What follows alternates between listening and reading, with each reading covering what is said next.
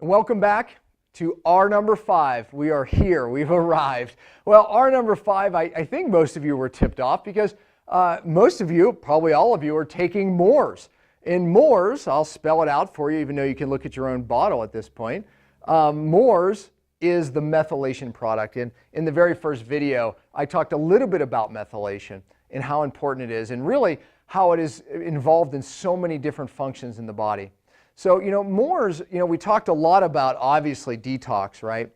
Well, one thing in some of the really new studies is that when we increase methylation, we actually can increase, by the way, methylation or a methyl donor is a carbon in 3 hydrogens. When we increase this methyl donors, we actually can also increase glutathione. They almost go hand in hand. And when people become methyl depleted, they start also becoming glutathione depleted, which means what? That means that they're going to end up developing a more toxic cell, which means they're dropping glutathione more, which means they're creating more inflammation, which means they're decreasing more cellular energy. All the 5s, they work synergistically, you see? So something as simple as methylation, depleting glutathione, driving inflammation, dropping cellular energy. Oh, and then I forgot the most important of all of that starts triggering epigenetic hits. And now you start developing diseases and symptoms of your genetic weakness, you see? So one of the major ways that we can control even detox is by raising methylation. So look, I said in the beginning, I said that most Americans are methyl depleted. Why? Well, because most Americans are under multiple stressors. Emotional stress, chemical stress, and physical stress. The body doesn't know the difference of stress. Matter of fact, it has to react to the stress response the same. So whether you're toxic or whether you're emotionally stressed, your body has to take methyl groups, this carbon and 3 hydrogens, and actually turn on cortisol to deal with the stress. It also has to turn on adrenaline. But here's the thing. It needs these methyl groups to actually turn off the stress response. How many patients do you have that are left anxious all the time, can't sleep, or have all these weird different mood problems that I talked about, irritability? A lot of it is because they don't have enough methyl groups left to turn off the stress response, and they're left in that state. Yes, that will eventually burn out the adrenals and the thyroid, but ultimately upstream to methylation. But upstream further, R number 1. What if someone's very toxic? My wife's a great example of this. She had very, very high lead levels, and she had hormone problems despite years of a perfect diet. Her hormones still weren't right. I took a test and her methylation was absolutely tanked. So the next question was, why? Well, we ended up following up with a lead test and her lead was off the chart, and her methylation, it was tanking her methylation because of a toxin. Now, you add emotional stress onto that, 5 kids and other things, you can see why my wife was methyl depleted. But here's the bigger problem. Because she was methyl depleted, her body wasn't getting rid of toxic estrogen. See, because your body takes this carbon and 3 hydrogens, and it actually, through phase 2 estrogen metabolism, removes these toxic estrogen metabolites. And if you're methyl depleted because of stress or toxins, you're not removing these toxins. And what happens is now you end up with a hormone dysregulation. Matter of fact, once you become methyl depleted, now you're not protecting your DNA. And now you start getting epigenetic hits. Look, I have to tell this little story because so many people would not associate weight loss or the inability to lose weight with a methylation problem, but there was a study done, and they took groups of identical twin mice, and they exposed one group. Remember, these are brothers and sisters, identical DNA. They took one group and exposed it to BPA, which is a toxin that most of you are familiar with, from plastic, but also, ladies, cosmetics. And it triggered a gene called the agouti gene, which made the mice obese, and also their hair turned dry and yellow. It affected their thyroid too, and a couple other different conditions.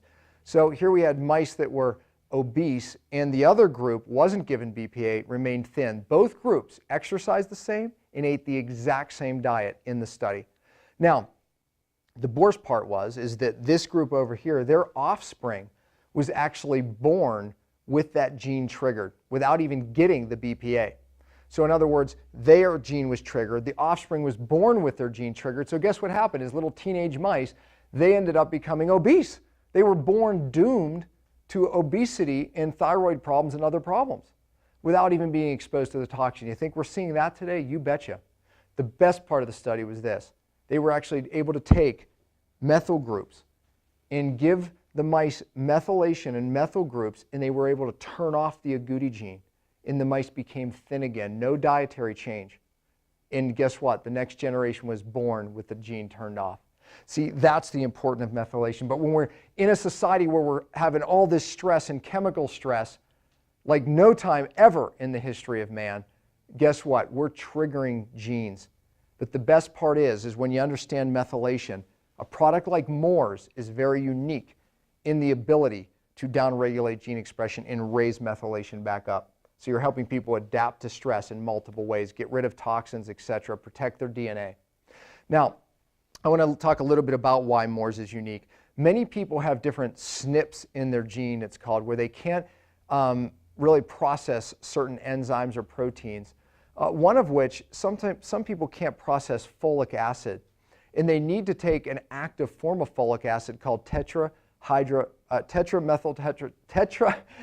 tetrahydrofolate. See why I had trouble with that one? Methyl tetrahydrofolate.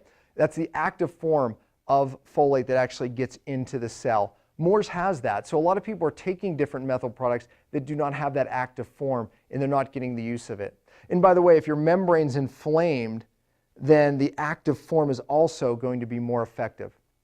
Well, it also uses a more active form of B12, which many products on the market use, cyanocobalamin, which is not going to be effective, as effective in this case of raising methylation. But look, when we look at, I'm not going to go through the biochemistry, I did that last time, but when we look at the methyl cycle, there's many ways, just like glutathione, that this cycle can fail and we can stop methylation from being produced. Well, Moore's really is a complete methyl donor product that really it looks at all these different stop checks and supports these pathways.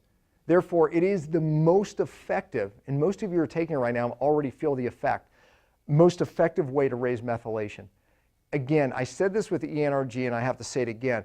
This is one of the first products that I start on a patient. I start it sometimes very aggressively if I want to downregulate gene expression. Sometimes I start it very gently if I really just want to start nudging some detox.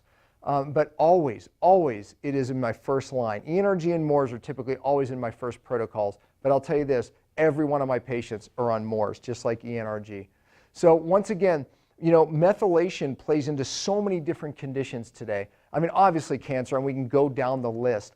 But understanding this priority of methylation and how your body prioritizes these methyl groups to adapt to stress and toxins and leaves these other functions of methylation vulnerable.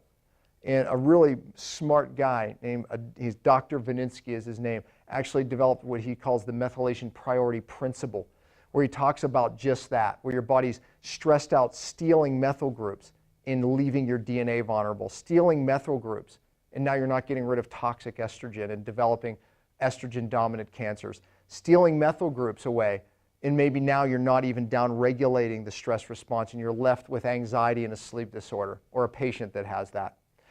These are the 5 R's. And again, I wish I could go on and, you know, teach it even more in depth. You know, we do have seminars for that. As a matter of fact, absolutely check our seminar schedules, because we teach these seminars throughout the year where you can really learn and build on this concept of cellular healing. You know, I said it in the beginning and I'll restate it. If you don't fix the cell, you'll never get well. If you don't fix the cell, you're never, ever going to penetrate or get well these patients that are walking in your office, you know, in droves with unexplainable illnesses.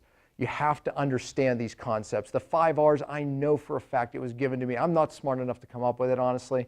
You know, God showed me this through my illness. You know, when I was sick, my wife told me, reminded me all the time that God has purpose in this, you know, illness. And she saw this, which I didn't. Believe me, I was suffering in it, and I definitely did not want to live. I was definitely feeling that sorry for myself. But really, life as I knew it came to a skidding halt. But through that, this information was birthed out of it. So my wife was right. You know, there's a script in the Bible, Romans 8:28, that God works all things out for good for those who love Him, those who are called according to His purpose. And this information has come out of a lot of suffering. And I can't take credit for it. I am absolutely just a deliverer of it. I know it's going to change the way you think. I know it's going to change your practice. And stay tuned for other teachings. Get to our seminars. It will absolutely make a difference. See you there.